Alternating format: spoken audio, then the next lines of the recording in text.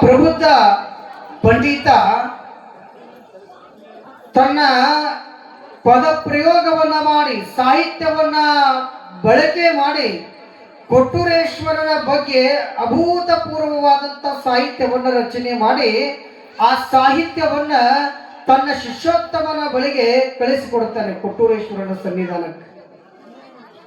ಆ ಗೌರವಾಂಕ ಕವಿಯ ಶಿಷ್ಯ ಗುರು ಕೊಟ್ಟೂರೇಶ್ವರರ ಬಳಿಗೆ ಬರ್ತಾನೆ, ಅದನ್ನ ಓದುತ್ತಾನೆ. ಸಾಹಿತ್ಯದ ಪದ್ಯವನ್ನು ಹಾಡಿನ ಮುಖಾಂತರವಾಗಿ ಅದನ್ನ ಆನಂದದಿಂದ ಗುರುವಿಗೆ ಒಪ್ಪಿಸ್ತಾನೆ, ಗುರುವಿಗೆ ಮುಟ್ಟಿಸ್ತಾನೆ. ಆಗ ಗುರು ಕೊಟ್ಟೂರೇಶ್ವರರು ಅಂತಾರೆ, ಅಡಿಗೆ ಮಾಡದವ್ರೆ ಬಂದು ಬಡಿಸಿದ್ರೆ ಬಹಳ ಚಲೋ ಆಗುತ್ತಿತ್ತು ಅಂದ್ರು. ಪಾಕ ಮಾಡಿದವ್ರು ಬಂದು ನಮಗ ಮುಟ್ಟಿಸಿದ್ರೆ ಬಹಳ ಚಲೋ ಆಗ್ತಿತ್ತು. ಸಾಹಿತ್ಯ ಏನು ಚಲೋ ಅದ, ಅದನ್ನ ರಚನೆ ಮಾಡೋರು ಬಂದಿದ್ರೆ ಇನ್ನೂ ಚಲೋ ಆಗ್ತಿತ್ತು ಅನ್ನುವಂಥ ಮಾತನ್ನ ಗುರು ಕೊಟ್ಟೂರೇಶ್ವರರು ಹೇಳ್ತಾರೆ. ಅವಾಗಲೇ ಆ ಶಿಷ್ಯ ಸೇವಕನಿಗೆ ಅದರ ವಿಚಾರ ತಿಳಿತು. ನೇರವಾಗಿ ಗುರು ಕೊಟ್ಟೂರೇಶ್ವರರ ಸಾನ್ನಿಧ್ಯದಿಂದ ಗೌರವಾಂಕ ಕವಿಯ ಸನ್ನಿಧಾನಕ್ಕೆ ಬರುತ್ತಾನೆ.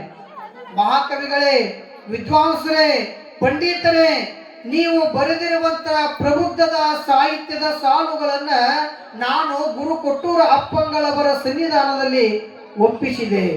ಪರಂತು ಗುರುಗಳು ಏನು ಹೇಳಿದ್ರು ಅಂದ್ರೆ, ಅಡುಗೆ ಮಾಡಿದವರೇ ಬಂದು ನೀಡಿದ್ರೆ ಬಹಳ ಚಲೋ ಆಗ್ತಿತ್ತು ಅನ್ನುವಂತ ಮಾತನ್ನು ಹೇಳಿದ್ರು. ಬಹುಶಃ ನೀವು ಹೋಗಿ ಅದನ್ನ ಹಾಡಿ ಹೊಗಳಿದಾಗ ಗುರುವಿಗೆ ನಮ್ಮ ಮನಸ್ಸು ಇನ್ನಷ್ಟು ಕೂಡ ಸಂತೋಷ ಪಡುತ್ತದೆ ಅಂತ ಸೇವಕ ಶಿಷ್ಯ ಹೇಳಿದಾಗ, ಅಪ್ಪ ಗುರುವಿನ ಕಾರುಣ್ಯ ನನಗಾಗ್ಯದಂತ ತಕ್ಷಣ ನೇರವಾಗಿ ಆ ಗೌರವಾಂಕ ಕವಿ ಎಲ್ಲಿಗೆ ಬರ್ತಾನೆ ಅಂದ್ರೆ ಗುರು ಕೊಟ್ಟೂರೇಶ್ವರನ ಬಳಿಗೆ ಬರ್ತಾನೆ. ಕವಿ ಅಂದ್ರೆ ಸುಮ್ಮನೆ ಅಲ್ಲ, ಕಾಳಿದಾಸ ಆದ, ಬಾಣ ಆದ, ಇವರೆಲ್ಲ ಸಂಸ್ಕೃತದ ಮಹಾನ್ ಪಂಡಿತರು.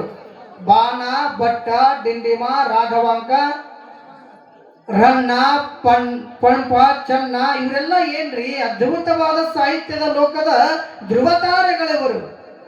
ಹಾಗಾಗಿ ಆ ಗೌರವಾಂಕ ಗುರುವಿನ ಸನ್ನಿಧಿಗೆ ಬಂದು ಇನ್ನೇನು ಆ ಪದವನ್ನ ಪದ್ಯವನ್ನ ಭಾವ ತುಂಬಿ ಕಂಠ ಸಿರಿ ಮಾಧುರ್ಯದಿಂದ ಸ್ವರದಿಂದ ಏನು ಭಾವ ತುಂಬಿ ಭಕ್ತಿಯುತವಾಗಿ ಕೊಟ್ಟೂರೇಶ್ವರರ ಸಾನ್ನಿಧ್ಯದೊಳಗ ಅದ್ಭುತವಾದ ಹಾಡನ್ನ ಗಾಯನವನ್ನ ಮಾಡ್ತಾನೆ. ಗಾಯನ ಮಾಡಿದಾಗ ಆ ಗೌರವಾಂಕ ಕವಿಯ ಗಾಯನದ ಮಧುರತೆಗೆ, ಸಂಗೀತದ ಸುನಾದದ ಇಂಚರದ ಆ ಸ್ವರಗೀತೆಯನ್ನ ಕೇಳಿರುವ ಗುರು ಕೊಟ್ಟೂರೇಶ್ವರರಿಗೆ ಬಹಳ ಆನಂದ ಆಗತ್ತ. ಅಪ್ಪ, ಇವತ್ತು ಗುರುವಿನ ಮನಸ್ಸು ಬಹಳ ಆನಂದ ಪಟ್ಟದ. ನೀ ಆನಂದ ಪಡಿಸಿದೀಯಾ, ನಿನ್ನ ಸಾಹಿತ್ಯ ಲೋಕದೊಳಗ ನಿನ್ನೊಬ್ಬ ನಕ್ಷತ್ರದಂತೆ ಬೆಳಗು ಅನ್ನುವಂತ ಮಾತನ್ನ ಗುರು ಕೊಟ್ಟೂರೇಶ್ವರರು ಗೌರವಾಂಕ ಕವಿಗೆ ಆಶೀರ್ವಾದವನ್ನ ಮಾಡುತ್ತಾರೆ.